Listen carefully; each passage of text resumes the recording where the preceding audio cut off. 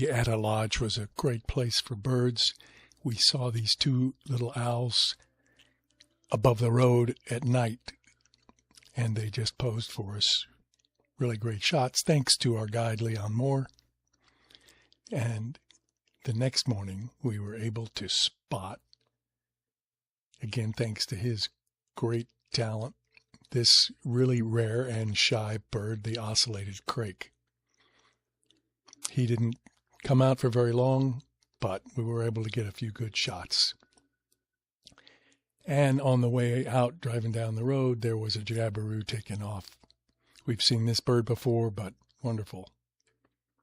And there was this strange drone bird that was just outside the lodge, followed by a piratic flycatcher in the area around the lodge. We went a little ways to find the great patu, which is a really large bird, and that is a bird. It's not a stick.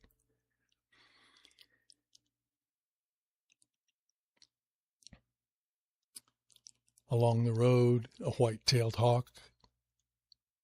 Would have been a beautiful bird in flight, but I couldn't get it there soon enough. And then the toucans. First,